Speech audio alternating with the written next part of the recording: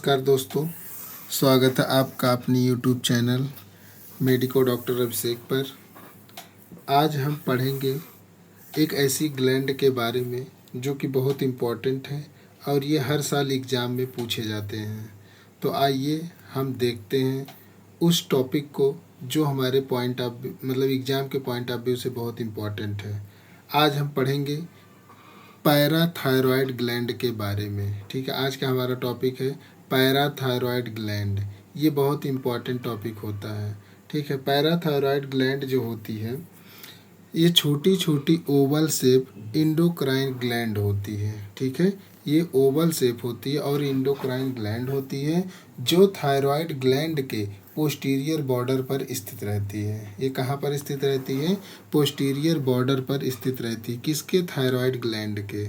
इनकी जो संख्या होती है वो 4 होती है, यानी ये 2 जोड़ी में पाए जाते हैं। अगर ये नंबर की बात करें तो ये देखो नंबर में कितने, नंबर में ये 2 पेयर होते हैं।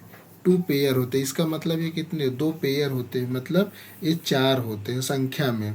जोड़ी में 2 पेयर होते हैं, एक सुपीरियर और इन्फीरियर ये पेयर में होते हैं। पेयर में जो होते हैं एक सुपीरियर होते हैं और एक इन्फीरियर होते हैं। ठीक, अगर इनकी सिचुएशन की बात करें, अच्छा इसका शेप देखें तो शेप जो होता है ये कैसा शेप होता है? ओवल शेप होता है। और सिचुएशन की अगर हम बात करें तो posterior border of thyroid gland with in thyroid capsule. ठीक है, ये क्या होती है? थायरॉयड ग्लैंड के पोस्टीरियर बॉर्डर पर ये स्थित होती है।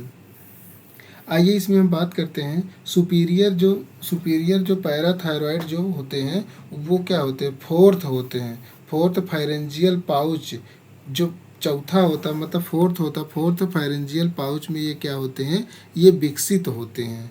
ठीक है, विकसित होते हैं। जबकि इन्फीरियर पैराथायरॉयड में थर्ड फायरेंजियल पाउच में विकसित होते हैं। इन्फीरियर जो होता है वो कहाँ पर होता है? थर्ड फायरेंजियल पाउच में विकसित होता है। जो फोर्थ होता है वो फोर्थ फायरेंजियल पाउच में विकसित होता है। कौन? जो सुपीरियर होता है।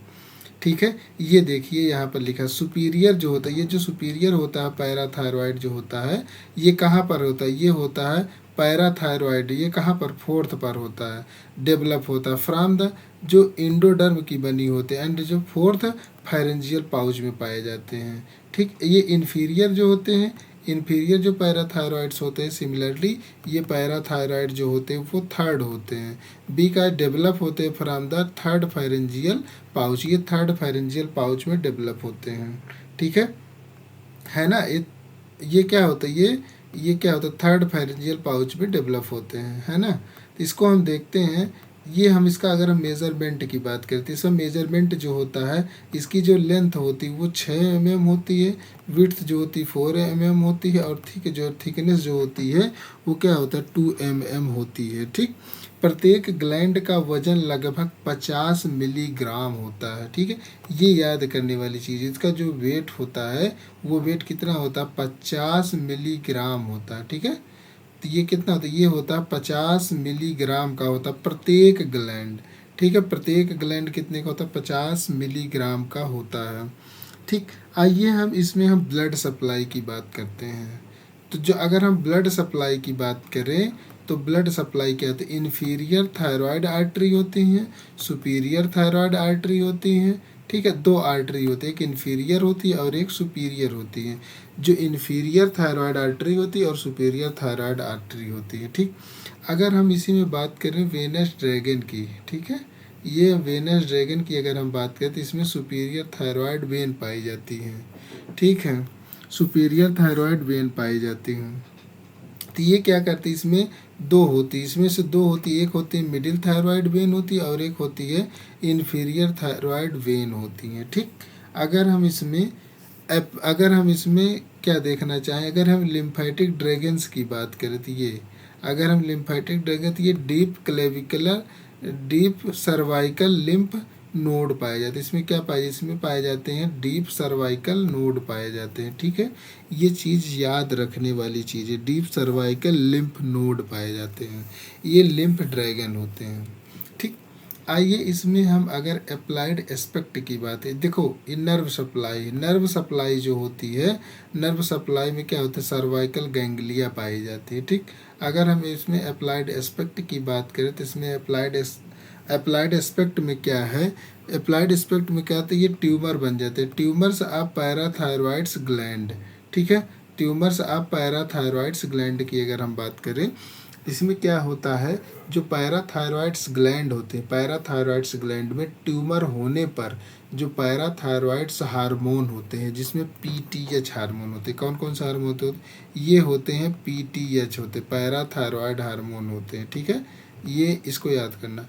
ठीक है, पैराथायरॉइड हार्मोन पाए जाते हैं जिसको पीटीएच हार्मोन कहते हैं। ये क्या होता है, जो पैराथायरॉइड जो ग्लैंड में जब ट्यूमर हो जाता है तो उससे क्या होता है, जो पैराथायरॉइड जो हार्मोन होते हैं, पीटीएच का जो स्तर होता है, लेवल होता है, वो क्या होता है, बढ़ जाता है, वो इंक्रीज होता है, जिससे शरीर में कैल्शियम मेटाबॉलिज्म क्या होती है, प्रभावित हो जाए, जिससे हमारी कैल्शियम मेटाबॉलिज्म क्या होती है, डिस्टर्ब हो जाती है। ठीक है, इसमें क्या होती है, डिस्टर्ब हो जाती है। अगर इसमें हम याद रखने वाली अगर हम चीज़ बताएं तो याद रखने वाली क्या क्या चीज़ें हैं, याद 4 ग्लैंड पाई जाती है। 4 ग्लैंड पाए जाने का मतलब क्या होता है, इसमें 2 पेयर में पाई जाती हैं, और थायराइड के पीछे होते हैं, कैल्शियम की क्या होते हैं, ये रखवाली करते हैं। ठीक है, तो अगर ये हमने इसको देखा, हमने अगर हम पीटीएच के कार्य, अगर ये जो हमारा जो पीटीएच जो पैराथायरॉयड जो हार्मोन होता है, अगर हम इसके कार्य देखें तो इसके कार्य क्या क्या होते हैं, इसको कार्य देख रहे हैं, इसको कार्य आप देख सकते हैं। पीटीएच हार्मोन का कार्य क्या होता है, इसका जो काम होता है, ब्लड कैल्शियम लेवल को क्या कर देता है, ये बढ़ा देता है, कैल्शियम लेवल को ये क्या कर देता है, बढ़ा देता है। बोन से जो होता है कैल्शियम लेवल को, बोन से कैल्शियम को रिलीज करवा देता है, बोन से जो हमारी हड्डियां होती है उससे हमारे क्या करता है, ये पीटीएच जो हार्मोन होता है ये हमारे ब्लड के अंदर से जो कैल्शियम होता है उसको निकलवा लेता है, ठीक है, उसको रिलीज करवा लेता है। किडनी में जो होता है कैल्शियम का रीएब्जॉर्प्शन बढ़ा देता है, जो हमारी किडनी होती है किडनी में कैल्शियम का रीएब्जॉर्प्शन को क्या कर बढ़ा देता है। विटामिन डी को क्या कर देता है, ये एक्टिव कर देता है। ठीक है, जो विटामिन डी होता है उसको क्या कर देता है, ये एक्टिव कर देता है। ठीक है, इसमें कुछ जैसे इम्पॉर्टेंट जैसे एमसीक्यू वगैरह ये सब जो पूछे जाते हैं, एमसीक्यू जैसे पूछे जाते हैं, तो पूछे जाएंगे पैराथायरॉयड के नंबर कितने होते हैं, नंबर तो 4 होते हैं, लेकिन अगर पेयर में पूछा जाए तो 2 पेयर होते हैं। इसका शेप कैसे होता है, आप ये शेप देख सकते हैं, इसका शेप ओवल शेप होता है। ठीक है, इसका शेप कैसा, इसका शेप ओवल शेप होता है। इसका वेट जो हो जाता है कितना होता है, 50 मिलीग्राम होता है। ठीक है, 50, ये देखो 50 मिलीग्राम होता है, इसमें कितने का प्रत्येक का होता है। सुपीरियर जो होता है 4th फायरेंजियल पाउच में पाए जाते हैं, इन्फीरियर 3rd फायरेंजियल पाउच में पाए जाते हैं। हार्मोन कौन सा होता है, हार्मोन पीटीएच हार्मोन हो जाता है, जिसको हम पैराथायरॉयड हार्मोन कहते हैं। ठीक है, आइए हम इसमें देखते हैं। इसमें अगर हम देखना चाहते हैं ये पैराथायरॉयड ग्लैंड के कुछ स्ट्रक्चर दिए, स्ट्रक्चर में क्या क्या दिया है ये आप देख सकते हैं। ठीक है, पैराथायरॉयड ग्लैंड के स्ट्रक्चर, ये है सुपीरियर पैराथायरॉयड होता है, ये इन्फीरियर पैराथायरॉयड्स होते हैं। अब यहाँ से देखिए आप, यहाँ से जब देखेंगे तो ये क्या है, ये इस्थमस है।